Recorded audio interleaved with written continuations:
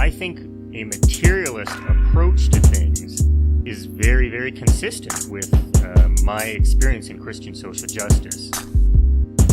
I feel like the deeper I get into anarchist practice, the deeper my faith is getting at the same time. I would hope that, securing means of life for all would be something all people of faith would say, oh yes, that's at the basis of what we can believe.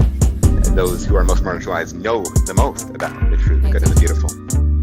To me, it's less that I think building class solidarity is a bad thing, as much as it seems like if you don't attend to things like anti-Black racism, that's always going to get in the way of building class solidarity, actually. And when you go back, you find that a lot of revolutionary grassroots participatory movements, the precursors to what you could call the barrio assemblies and these grassroots neighborhood organizations, a lot of these were sponsored by the church. What does it mean to say that the Christian tradition is internally contradictory and there are antagonisms there and you're always being faithful to some aspects and betraying other aspects? Welcome to the Magnificast, a podcast about Christianity and leftist politics. I'm Dean Detloff, and I'm a Catholic PhD student at the Institute for Christian Studies in Toronto. I'm Matt Bernico, and I am the Assistant Professor of Communication and Media Studies at Greenville University in Greenville, Illinois. Give my full title there, in case there are any sort of job prospects listening. Yeah, you gotta create that audio CV. Yeah. So last week on this podcast, we talked about Jacques Ellul, a French Calvinist anarchist who has a lot of weird ideas about anarchism, and we weren't super down with that. So this week, we're talking to some actually cool Christian anarchists, namely Katherine, who runs a podcast called Friendly Anarchism. We had her on the show before, and Haesung, and both of them are members of the Friendly Fire Collective. So we'll talk more about that in a minute. But first, we have this cool email from Joe Cruz. Yeah, as you may remember, we talked to Joe and his comrade Brenna about the Catholic Worker a while back, all the way back on episode 45. It was a really cool conversation for Dean and I, because we have said some things in the past about the Catholic Worker. We have cast aspersions. But they said it straight, and it was really good. It was a really good conversation about the Catholic Worker and what they're up to these days.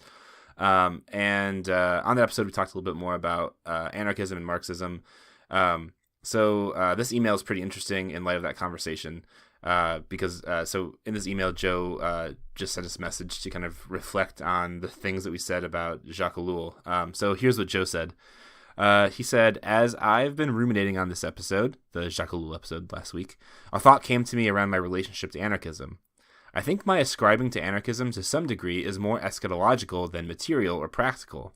I mean, for my own emotional/spiritual health and stability, I have to believe heaven on earth is real and possible. I have to believe a world without coercion and violence is possible, just like I have to believe that God is a real thing.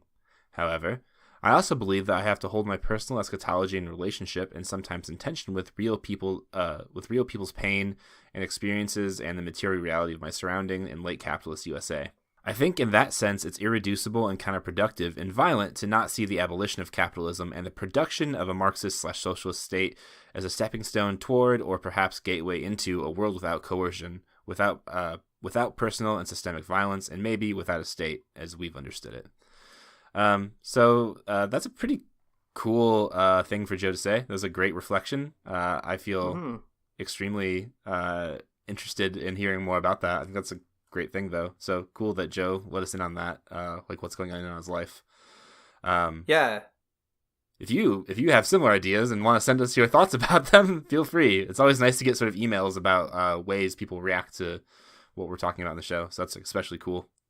Yeah, and mark them as okay to be read on the show, because we don't read emails that we get that don't say that. So, also, I think this email is great because there's a lot to be said about Marxism and the state and Marxist relationships to the state, and I think anarchists and Marxists have a lot to kind of talk about across those traditions, and it's pretty neat to think that Christians might be able to think that through with ideas like eschatology and material life and all that kind of thing, so I appreciate that a lot. Yeah. Well, this is an overall great introduction to the ways that Katherine and Haesung talk about and think about anarchism too. So throughout the conversation that you're about to hear, Haesung even calls his theology apocalyptic. That's something I like so much. I think that, Dean, what you just said is totally right, that Christians kind of understand the historical narrative in terms of like apocalypse and eschatology, I think better than Marxists and anarchists do. Well, I don't know. It's debatable, but I think so. It's also a pretty cool example of how Christian leftists can be informed by conversations across leftist tendencies and be challenged by a number of strategies to think about how another world is actually possible. One of the coolest things about the Friendly Fire Collective is that they're intentionally open to other Christians and other leftists, including us, just boring old Marxists. So we thought it'd be good to boost that signal.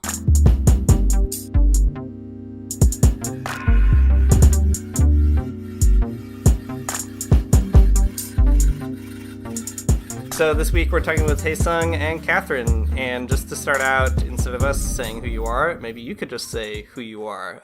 Talk a little bit about what does your Christianity look like, what political associations are you into, and maybe just give us a little bit about your involvement in the Friendly Fire Collective. Yeah. Sure, so I'm Katherine. Sorry. You want to go first? No, you, please. No, me? Okay, you're sweet. All right, I am Katherine. I am the host of the Friendly Anarchism podcast. I'm a Quaker and an anarchist, just like Haesung here. So that's how we got together, is through the Quaker anarchy thing.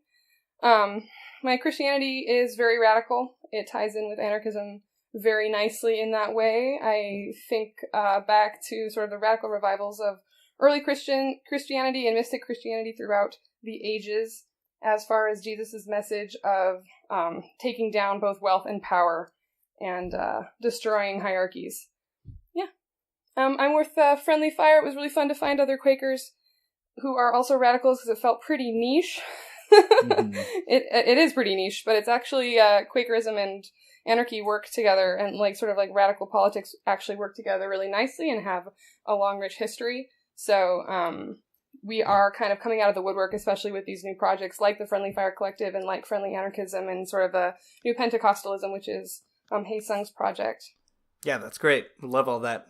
How about you, Haesung?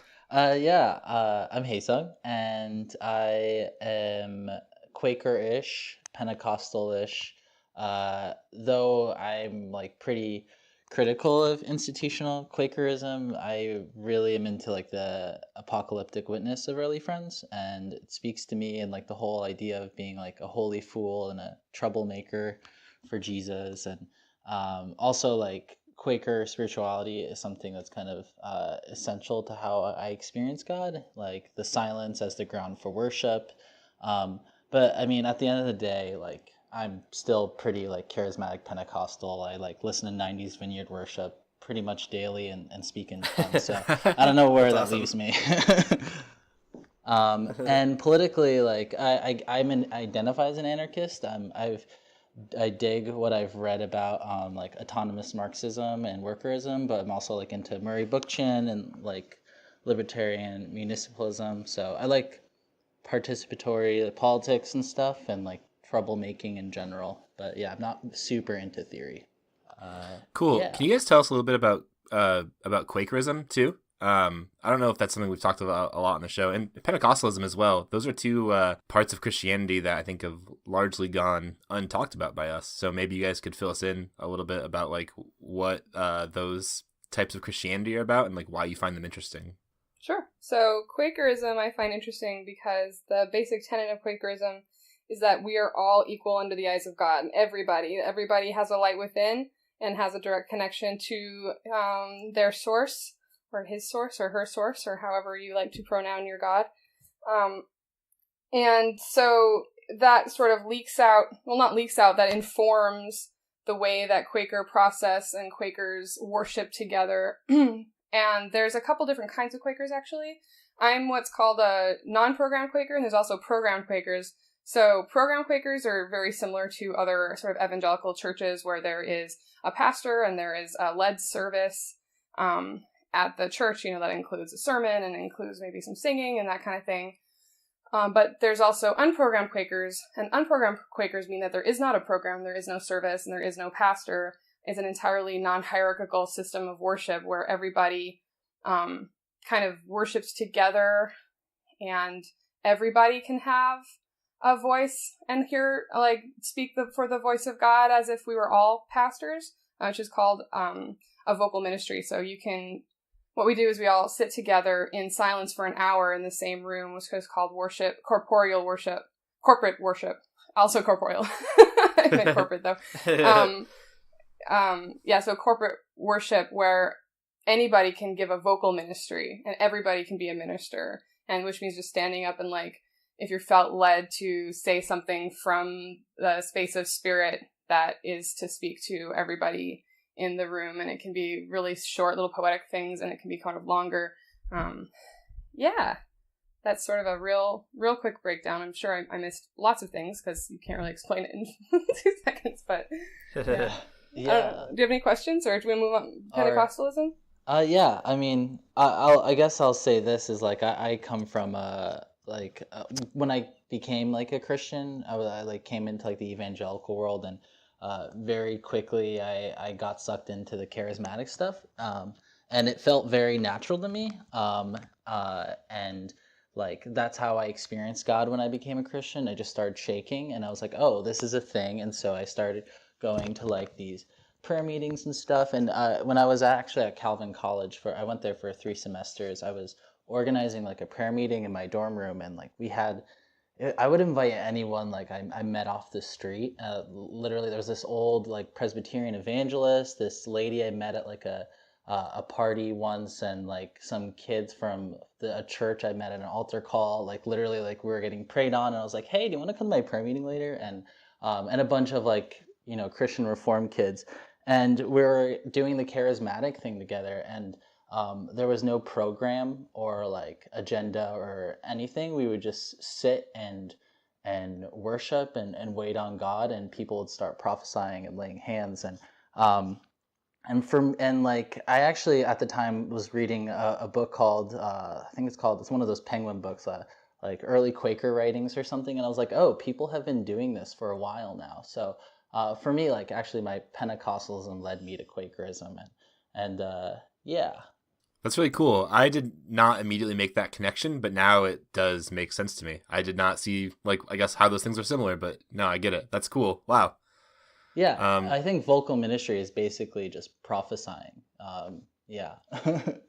So that's cool. I appreciate you guys sharing that stuff with us. That's always really fun to hear about other people's faith and their experiences and their practices. I like that a lot. Maybe we can shift more towards how you guys express that politically, or what that means politically in terms of the Friendly Fire Collective. Can you guys tell us a little bit about that? How did it get going? What's the goal? What are you guys trying to do, etc.? So Friendly Fire Collective is a loose network of, like, anti-fascist, anti-imperialist, anti-capitalist Christians.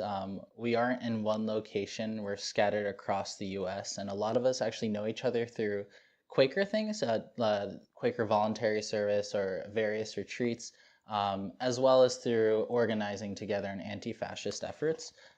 Initially, it was something Blair and I dreamed up. Blair's another collective member, as a way to connect radical leftist Quakers and start to organize together, but also to, like, prophesy and rebuke the wider religious society of Friends. So originally the name Friendly Fire was because we intended on critiquing our tradition and the things we see holding back our tradition, things that our tradition, the people in our tradition value and hold as precious, that were in actuality, like, shitty and oppressive. And thus we called ourselves, like, Friendly Fire. So, but at this point, probably half of the people in our collective are Quaker, and some are, like, Quaker-ish, but don't really, like, have different histories with Quakerism, but don't necessarily identify that way.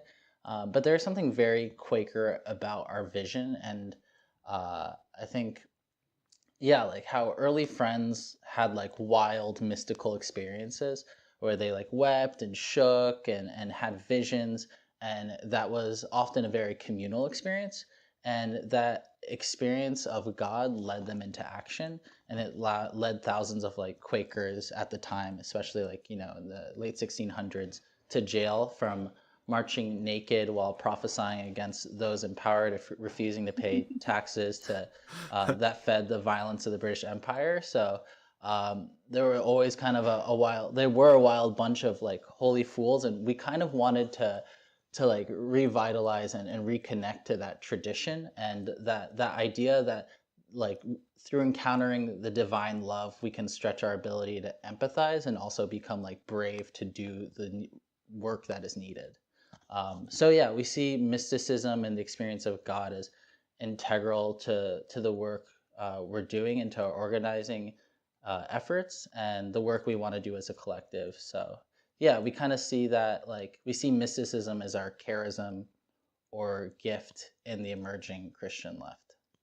So for me, I want to bring the power of God, the power of source of light and love into organizing and into organizing spaces. I'm not necessarily by that name, but we talk a lot about empowerment in social justice, and I see it as the same thing, and that can come from a spiritual strengthening and a spiritual grounding that I think that the movement is looking for and needs. And so having a group of people that are focusing on that specifically is really helpful, I think, or can be really helpful to sort of being able to bring that into these spaces. And so I want to help empower others to find their own strength and to like embrace that they are equal with everybody else, and that they have rights, and that they have the right to justice for themselves. I'm speaking specifically of marginalized communities, and also of activists who oftentimes are burning themselves out,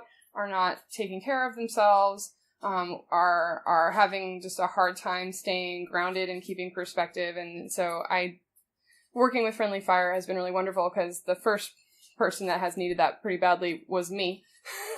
And so finding a group of people that actively seek that grounding and that sort of rooting in a faith practice, and like in sort of a really like strong spiritual sense and bonding, and we like really focus on keeping that perspective via always looking towards God, has been really helpful just for my other organizing as well. And so I'm hoping that the Friendly Fire Collective can sort of, do that work both with me internally and then externally with the world.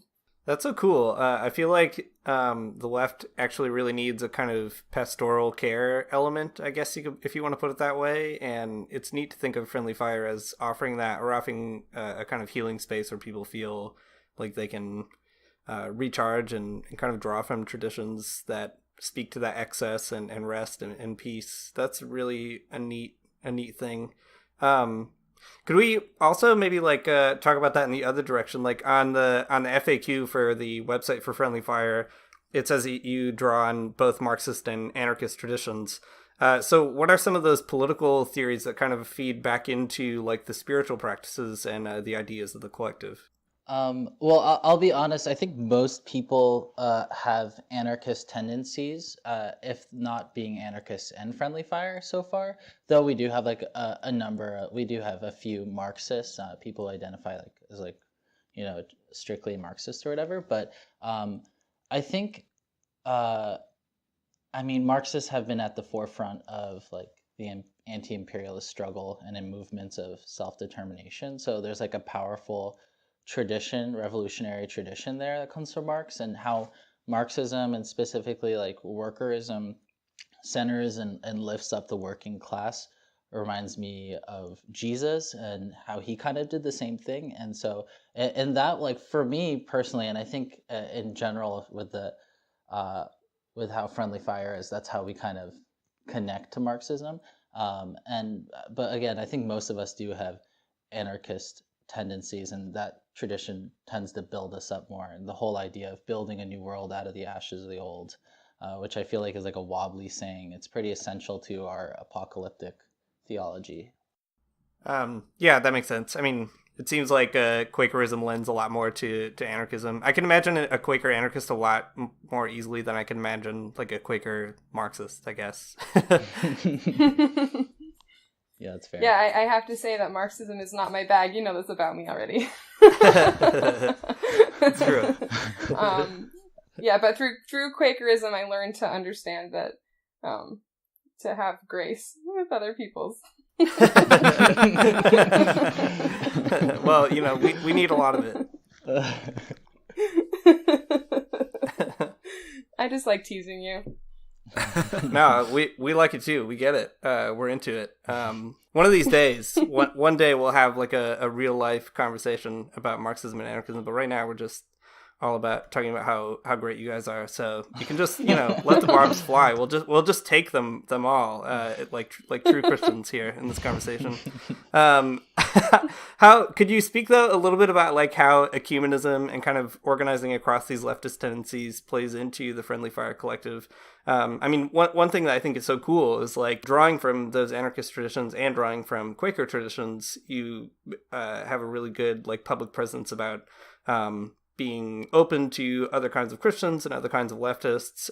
Is that like a thing that you have sort of baked into the collective, or just something that's kind of emerged, or how does that play out for you guys? Well, on a personal level, how I organize is by focusing on the work itself and not the sort of identities or ideological leanings of the people doing the work. And so it doesn't really matter if you're doing good work and we're working together on a project that we can come together and have the same goals and work together in like a loving, caring, equal fashion, then it doesn't really matter. So that sort of is a way of being able to bring in larger community and sort of sideline the problems, these like problems that you're talking about. Sometimes it can rise between even conflicting ideologies. Yeah, and I think with like Quakerism, like it's very much a universalist. Liberal Quakerism is very much like a universalist tradition, and so we very much believe that the light is in all people, and we value that of God in everyone. And so, yeah, I feel like that is at a core of our organizing, and I think like Murray Bookchin, like towards the end of his life, said something about how like the future of the left depends upon its ability to see what's valid and take what's valid from Marxism and anarchism for the present time and for like the future. And I think there's something to that. Like we want to get people to do the work that is needed now, both in direct actions, but also in like infecting others with a sense of class consciousness. And hopefully in doing the work together, we want to imagine ways forward that may be actually bigger than our political tendencies. And I kind of feel the same way with our kind of like interdenominational ecumenical approach to this. Like I want to get people together to experience God and to like kind of brew in like the power of that and see what comes out of it, and imagine and do something that's bigger than our own like faith traditions. So I guess on that point, it seems like Friendly Fire, at least from the description that you guys have been giving, is really informed by sort of the theological imaginary of Quakerism, and that makes it, I think, really unique. I mean, sometimes you see like other Christian movements that are engaged with politics in sort of like a pretty ambiguous kind of way, without any real like teeth or something. But it seems like a lot of the motivation that you guys have in this, in the collective, like kind of comes out of like the commitments to Quakerism and sort of like the beliefs behind it. Do you think though that like, I guess how can we use religion to like connect with other religious folks to get them kind of more interested in the political commitments that like leftists naturally have? Is there some kind of like common thread between like all Christians that we can kind of tug on to make people more invested in this work, or is there just like are the splits in sort of political consciousness kind of too much for us to deal with in some way? I think if we come back to the word, that is always a strong choice, and there's enough there if we are willing to dig in and look past sort of, I don't know, I feel like we have to reclaim the idea of God being love and that being for not like negotiable kind of, and I think that's a pretty simple concept that seems to have been lost for a lot of religious folks. So sort of this like really scary, mean God is sort of unfortunate. Like the mystic God is just made of love and light, and we are all part of that. You know, the three transcendentals is very important. It's sort of the mystic tradition that everything in the world and everybody are either are good, true, and beautiful, and that's all that there is. So I don't know how this is connecting back to the original question, but it just seems to me like that's just the core of all of our faith should be that, or is, you know, that God is love and loves us. And if God loves us, then we should be able to figure out how to work together on creating a world that's more loving for everybody. Mm-hmm. And I'd say I think like Christianity does have something to offer.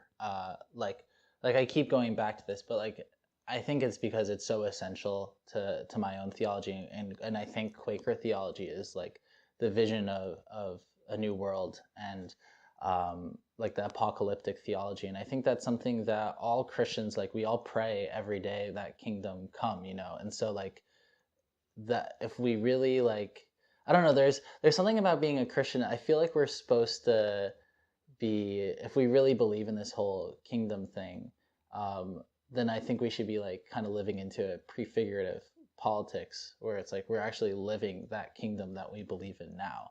And so I think that's a theological thing that can bind us all together, and I mean, and can challenge us all and continually challenge us all.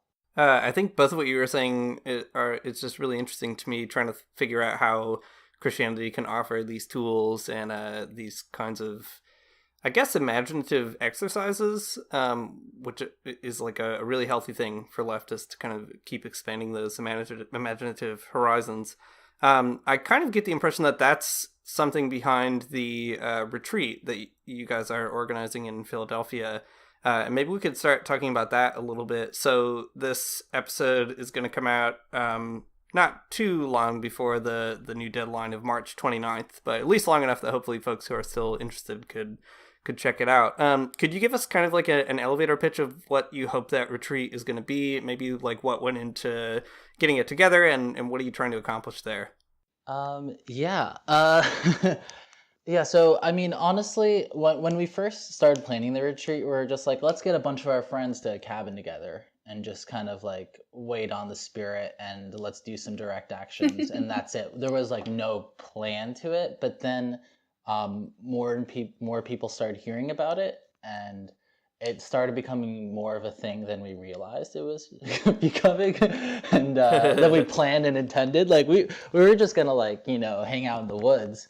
And kind of, I don't know, but it's really like what we intend, like still like we're still organizing it. It's still pretty, and we intend on it being a pretty relaxed time. And we want it to actually feel like a retreat, and it's and like we kind of want it to have a feel of like an extended meeting for worship, which is like that's what we call meeting for Quakers, is meeting for worship, which is like, you know, unprogrammed, though there will be workshops and stuff. We want that space to be there for the Spirit to do things among us, and for something, you know, if something happens, if Spirit leads us to do something, we'll do that. But yeah, I think what is really what I'm most excited about, like, is just this idea of gathering people who come from different theological convictions, and who have different political tendencies, but at the same time are really like convicted and led by divine love and are challenged by it. And yeah, for me, that's like what's exciting about the retreat. Yes, we'll be marching in May Day, and we'll have some like cool militant banners, and like we'll have some wild, you know, chants and stuff, and we'll do direct actions of like feeding people.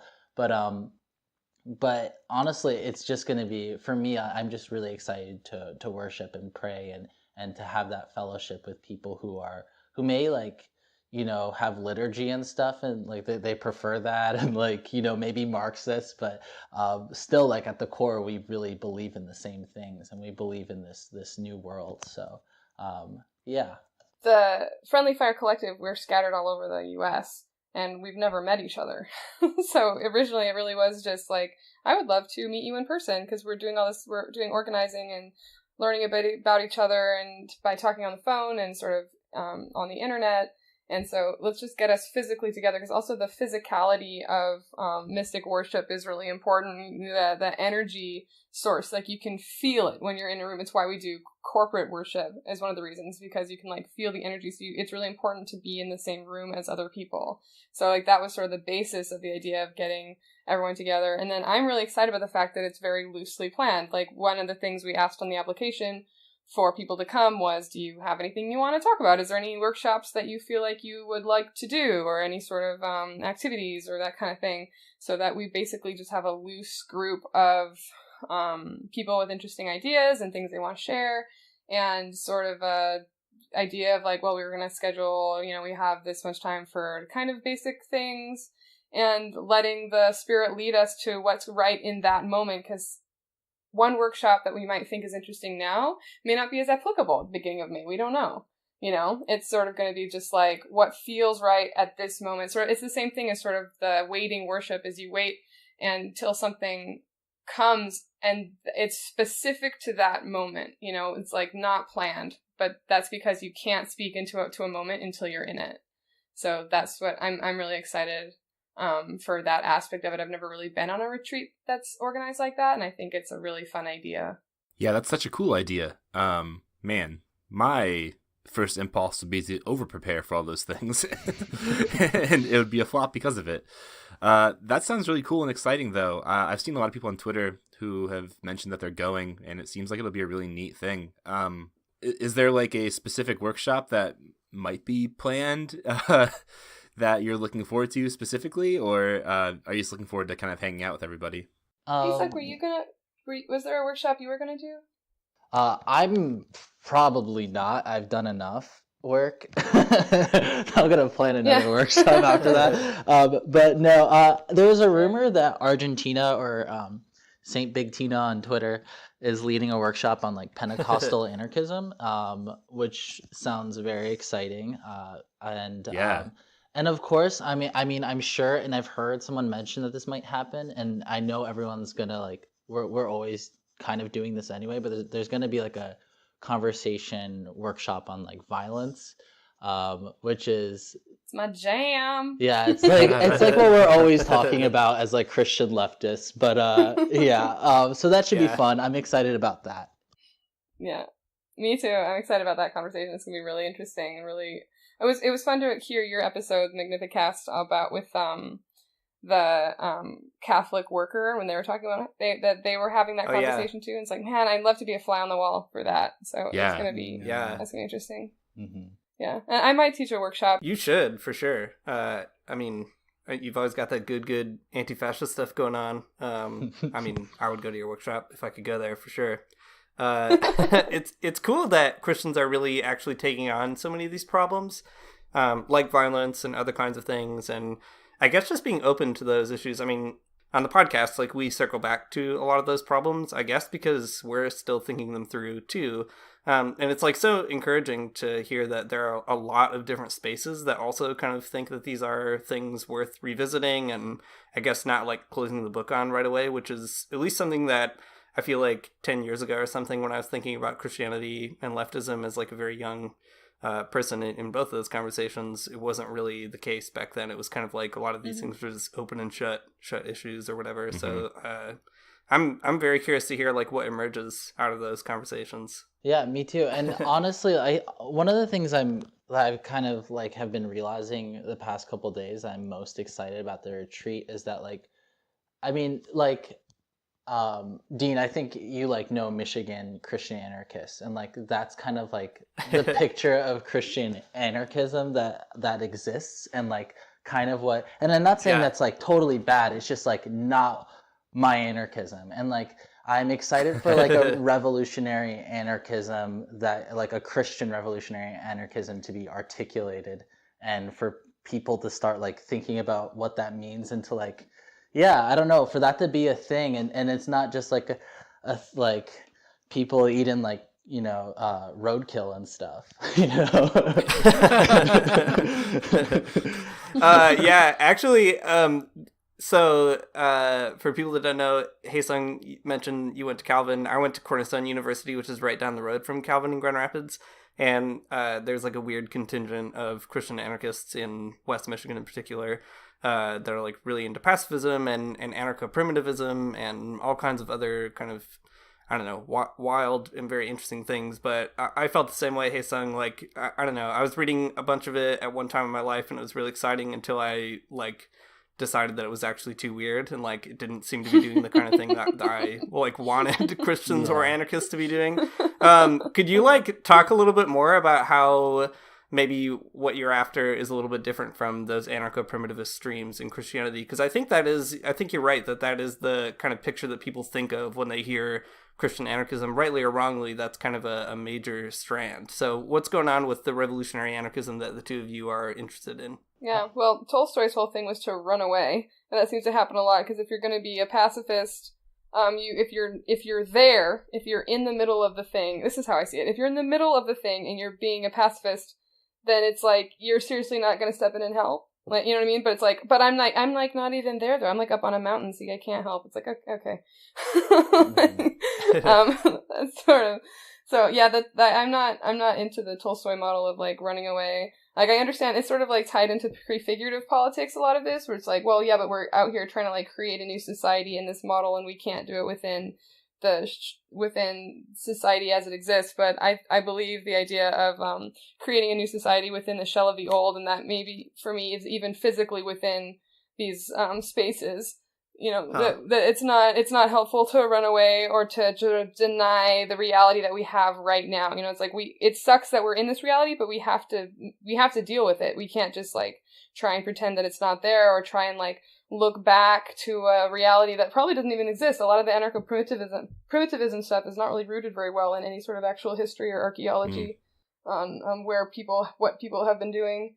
You know, it's not true for all of it, but I'm just personally really not a primitivist. So, yeah. Yeah, same. So, like, I guess for me, yeah, it's like the whole idea of like, just kind of being separated and like apart from empire or society or civilization or whatever. That just seems to value like piety over people. Yes, that is like, that's cool that you're like creating like this, like a place that like may feel like very kingdom like, but the reality is that it's not going out into the world, and it's not actually affecting people's lives or creating a real movement towards change. And it's kind of more just a way of keeping yourself clean of like, you know, or pretending you're not complicit in just like the violence of the everyday world, and just like, and I don't know, it's weird to me, and it doesn't seem like very incarnational, you know, like the whole idea of like Christ like becoming human and like taking up this human life, like it sort of like refuses that, and I don't know. Not a fan. Yeah. It's so tough. I mean, like we close out each episode of this show with a song from the Illogical Spoon, which is an anarcho-primitivist band from Michigan. From Michigan. Yeah. Yeah. And like I really love their music a lot, and like I've had the sort of fortune, I guess, of chatting with them several times back when I lived in Michigan, and I mean they're like interesting people doing a lot of interesting things, and their music is really cool, and it's very like creation affirming, and I mean, to their credit, like they really face up to the totally destructive powers of global capital and that sort of thing. But I guess like at the end of the day, I mean, I study like media and technology, so I'm just not like it sort of rests on a bunch of weird assumptions for me about like what technology is or what society is. And I don't know, I'm always of two minds about it, because on the one hand, I really appreciate that there's a really strong spirituality there that feeds into that politics, which is also what really attracts me to the Friendly Fire stuff. But yeah, I don't know what it is. I like them, but at the same time, I just can't can't hang at the end of the day, even though they have a very cool outro. Yeah. I mean, I have to go back and say, like, being so dismissive is, of course, a sort of puritanical, overly self-righteous thing to do. And, you know, like, I don't want to be speaking like that about anybody who's trying to do good work, and now I feel bad. But, you know, because I think there is a space for workshopping, like, you know, because so you can, if you can like workshop these ideas of how society is going to actually function, and then in somewhere that's sort of like a blank slate, then maybe the ideas and the praxis that you come up with in those spaces can be translated into other into praxis in like maybe a more like urban or like specifically like colonized environment. Yeah. I didn't mean to. I mean, I set you up for sure, because I was like, "Hey, why are you better than this?" We're so convicted. It's totally my fault. I don't know. I mean, I'm trying. I really don't like anarcho primitivism. I gotta show that grace, social grace. So. I mean, I think there's something to be said for the workshopping idea, though. So, okay, as long as we're talking about Michigan anarcho-Christians, the Salters are just as much a part of that as the Illogical Spoon are. And I don't know, you guys familiar with the Salters? Is that a thing, a cultural reference that we share? Okay, great. No. I don't. Oh, well, they're like another sort of like Christian anarchist band that was really pretty popular in the early 2000s, I guess. Anyways, they had a lot of the similar vibes, and they even shared a lot of members with Theological Spoon. But something I appreciate about them is that they were anarcho-primitivists, but they were like really interested in like investigating sort of other types of like ways of living. Like they traveled around the country in like this bus that ran on like French fry oil or something. So it's pretty cool. I don't know. They were a really big part of my youth in like formulating some political ideas, and I don't know. They are really important to me because they made me like they're like their living as critique made me really rethink a lot of the ideas I had about Christianity and politics. So just like seeing them live in the world, even though like I might disagree with them now, was a really powerful thing to me. Yes, I agree, Matt. Same kind of situation on my end. But maybe that's a good way to just talk a little bit more about the kind of spirituality and spiritual practices that are encouraging that sort of like living in the now and prefiguring what we want to do or whatever on the side of eternity. It might be just a good opportunity to talk about that in relation to this retreat. So like, how do you think that having these kind of spiritual practices are going to, or how do you hope that they'll kind of transform political activity, or maybe encourage people to rethink their Christianity or how that might look? How does like worshiping together or talking about spirituality, I guess like open us up to thinking about how Christianity might look different than even our like basic assumptions. Like most of us grow up, at least most of us who probably listen to this podcast, not everyone, but most of us grow up in places like the United States or Canada, where Christianity is decidedly not a revolutionary faith for the most part. By and large, it's not. And so most of us have to kind of keep, I guess, deconverting from those assumptions. How does something like the Friendly Fire Collective sort of help us to keep doing that? Well, I think this is where the direct action portion comes in really strongly, because it would definitely be a thing to see a bunch of Christian anarchists in a black bloc, right? I mean, we're still talking about security risks and comfort levels with people, but that is on the table.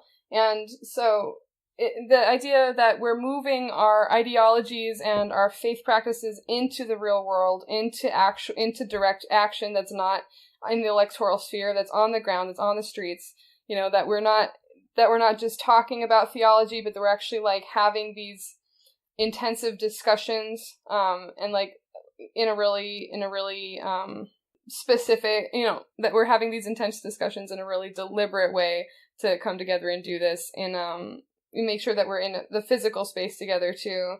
So that's how I think of it. It's like bringing that theology, you know, bring the kingdom of God to earth as it is in heaven, you know, very literally. Mm-hmm. I like that. Yeah, I think, well, so like, I think there is like kind of a difference between people who are like, or like the experience. So I'll say this. So a lot of people I know who kind of like became a Christian, you know, like in their like later teens or like as an adult tend to have a different experience of Christianity than those who are like raised evangelical, especially in the sense of like becoming politically like radical. Like I've noticed a lot of us like who like kind of came to faith in Christ like later on, it's more natural for us to like kind of combine these things and like find how they feed each other. And I'll say like, I don't know, and maybe that's just because like how they were like programmed and like how basically being an evangelical in America sets you up with like a certain like a number of like really bizarre political beliefs. But someone who like comes out on their own, like it's harder to reconcile the Jesus thing to the whole religious right thing almost from the get-go. And I know that was a challenge for me, even though I liked Mark Driscoll, you know, at some point in my life. It still was difficult at that time. He likes us a lot too. I know. But even though like, yeah, and last year I was kind of, you know, last year was hell for me, and I really struggled to still kind of believe in the whole God thing, and like I couldn't pray, and sometimes when I was in the shower I would just like yell help, or just kind of like weirdly speak in tongues and like try to make that a thing again. But for the most part, it didn't feel, every time I tried, it felt like I was pretending. And it wasn't until I started getting like into like direct, like, you know, going to protests and doing more direct actions and that sort of thing, feeding people, that and participating in like systems of mutual aid around me, where like that's where like I found God again. And that like kind of experience of being baptized in the Holy Spirit, like I started experiencing that again, and it felt so like natural, and like that's how it was supposed to be, you know, like yelling at cops and like experiencing Jesus at the same time. It's very much a thing, and I want the so good. Yeah. And I want the retreat to be a place where people can find that to be something that could be harmonious and good and natural. Yeah, that really resonates with me. I mean, I had a similar experience, not as a Pentecostal per se, but you know, I went into a PhD program in religion, and I was like, I don't really know what I think about all this stuff, and just kind of like taking a break. My partner doesn't really identify as a Christian anymore, so I go to a place called the Institute for Christian Studies, but like, I don't know. But sometimes like your faith gets so heady that you like don't even know what you think anymore. And it wasn't until I like just started connecting that with the kind of political convictions that I had, and showing up at other protests and rallies and being like, this is actually like an extension of something that I genuinely believe about whatever, God or Christianity or other kinds of people. It does provide a sort of material help to like what can be like an over-intellectualized or over-spiritualized faith maybe, or something like that. Mm-hmm. Yeah, exactly. Man, Christians in a black bloc sound good. Yeah, right. Yeah, well, as of now, I'll be honest, the idea would, so like there's like a tradition among Quakers to dress plainly, and so like some men will have beards and hats and like wear suspenders and that sort of thing. So there is like kind of the goal right now is for half the people to be plain dressed and the other half to be like black bloc, and there to be a mix of like both in between. So I just think it'd be really sexy. Yeah, that's very good. I mean, I've said this before in my podcast, but black bloc is my plain dress. Yes, amen. That's awesome. Yeah. That's a really good album cover for your first like punk Christian anarchist album. Well, I just look forward to my Friendly Anarchism swag that says black bloc is my plain dress. It'll happen. So Dean and I are always sort of at a loss for how to close these conversations out because they're like too good. So we decided we'd kind of come up with like a stock question and then just like ask everybody this question because it seems like a good one. So I should add the credit goes to my partner Emily for actually asking me if we always ask people this question, and every time I'm like, oh no, we don't, and she's like, well, you should. So now we are. Yeah. Okay. Well, thanks, Emily, for that very constructive feedback. Okay. So, what's something that you wish that like leftists knew about Christians and vice versa? Catherine, I feel like you should answer this one. Here's the joke. I know. I just had to make this joke because I know you're gonna edit out these silences, but I just have to say that there are these like big silences while me and Haesung are just like contemplating in silence before we answer. That's the joke. That's the joke. That there's always a lot of silence. You're gonna have lots of silence in a Quaker podcast. So I just had to. I'll leave that one in. You'll leave that one in. Okay. It's true. What do I wish? Oh, okay, let's see. I wish that leftists knew more about the sort of like biblical Jesus that doesn't suck. I just wish that leftists had a further, I don't know if it's open hearts and open minds, but it's just like a lack of exposure to who I see as like kind of like the real historical Jesus of the Bible that is very like loving and all about taking down wealth and power, and it's all super exciting, and he just like talks back to authority all the time, and he's just super fun and rad, and I just wish that people could meet him, or at least, so yeah, that's what I wish for leftists. And for Christians about leftism, I wish that they could see that we're not scary, that we are also very loving, that anarchist praxis and what we do comes from a deep place of love for humanity and for the world, and that we're working really hard to try and like make the world a better place and do all the things that Jesus said to do, that we should be doing, about helping with the poor and helping with the oppressed, and it's just like it seems like we're in sort of separate spheres doing the same work in many ways. So it seems like if we could just kind of get everybody to understand that we really have the same goals.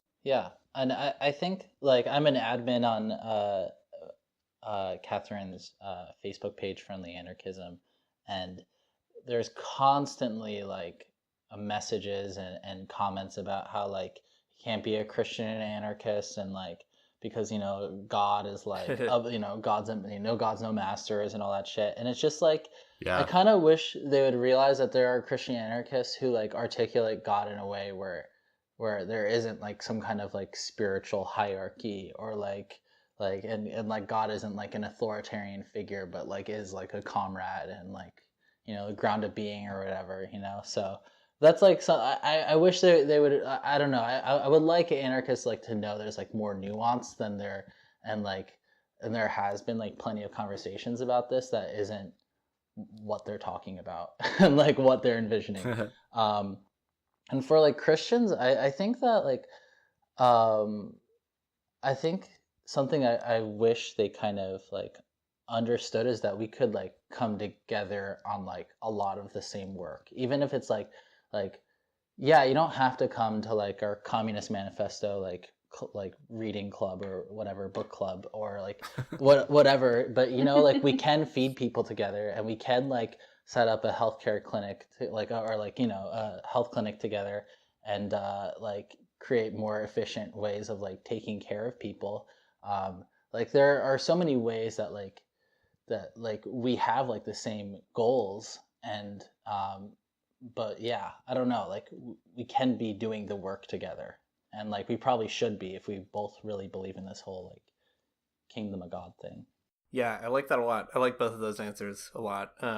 Especially that kind of, I guess, strategy of just clearing up misunderstandings. There's so many like knee-jerk reactions that close down possibilities of understanding the really complex, nuanced history of both Christianity and the left.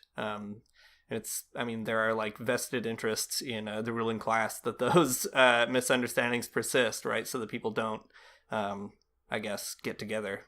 So It's so great to have things like Friendly Anarchism and like those kinds of resources, the kind of stuff that's happening at Friendly Fire Collective, that I guess they're just providing a space for people to hear something different and hopefully do like a double take. Yeah.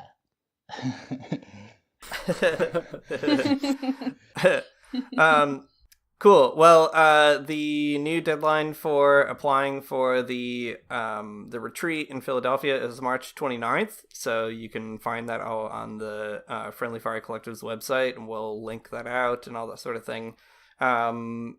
I hope that you guys get a great turnout. We know some folks who are going. Tina, we know some other people. There are some Christians for Socialism people I know who are going to be there, and that's really neat. So I'm excited to kind of hear about what that looks like. And I would just encourage folks, if you've got nothing to do, you might as well go to Philadelphia. There's a lot of good folks there, I guess. Even if you have something anything to do, else, go to Philadelphia. Cancel your plans. I can't say that because I am not going to cancel my plans, but I appreciate that you are, Matt. You just committed here. Oh no! But I gotta teach class. Yeah, you messed up. So I don't know if there's anything else that you guys want to add at the end here, but we wish you all the best, and we'll be following the news. Yeah, well, hopefully there won't be too much news. Should we talk about Blair? Give him some love. And we probably should actually. So, do you want to say something, Katherine? Sure. Yeah, I was there. So, me and some other Quakers went to the protest in East Lansing against Richard Spencer, speaking at Michigan State University. And Blair Ellis, and he's okay. He told me he's okay using his name. Two other of our Quaker comrades got arrested, and he's facing. I don't know the details about one of their cases. One of them got all of their charges dropped. One of their cases, I don't know the details, but Blair is facing multiple felonies, and he's been in court once and has to go back, and it's just a very scary situation right now. So just if you could hold him in your heart and hold him in your thoughts and prayers, and we're going to be holding him in the light while he kind of goes through this tough process of being what it really is to be a freedom fighter. And we're really proud of him, and we hope that it goes well, and we hope that he will still be able to join us in Philadelphia. He's been a really major part of getting all of the retreat together. He's one of the real strong parts of the retreat, and we're hurting that he has had to step out for the moment. Yeah, that sounds we'll awful. Definitely be praying for Blair for sure, and we'll follow that too. Hopefully folks can kind of keep up to date and find ways to help. If there are, feel free to let us know. And there's also a legal/bail fund that people can give to. That would be much appreciated, because it's not just for Blair, but two dozen people. So, yeah. Yeah, great. Yeah, we can definitely tweet that out and make sure people have that information. Thank you. Cool. Well, thanks so much again, and looking forward to seeing what's on the horizon for you and your other comrades, and we'll hopefully get together one of these days. Yes. All right. Great. Yeah, I'm excited. Thank you. I'll see you in Montreal, maybe. Actually, right? Oh yeah, that's right. When I'm well, I could say yeah. Well, yeah. I mean, I'm going to be speaking at the North American Anarchist Studies Network conference in Montreal, and maybe I can come up and see you. So that'll be. Yeah, swing on by. We'll be here. Yay!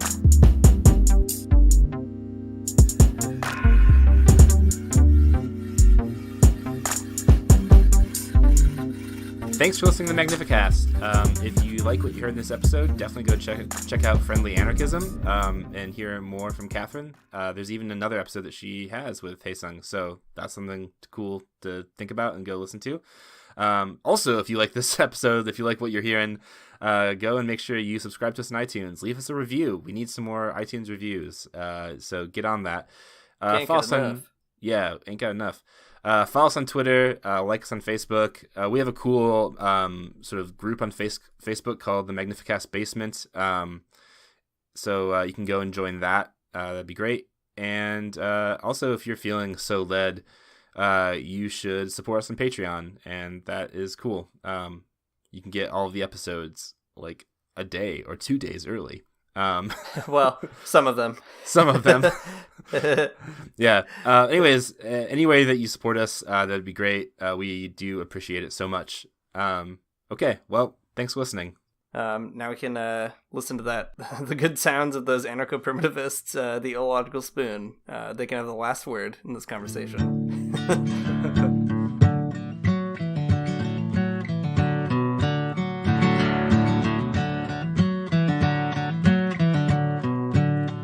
I don't wanna get up for church in the morning, souls alive. Heaven come to earth and there won't be no church. We'll meet down by the riverside. There we'll swim with all creation, never get tired, never bored. Don't worry, someday there'll be no dam between us and our Lord.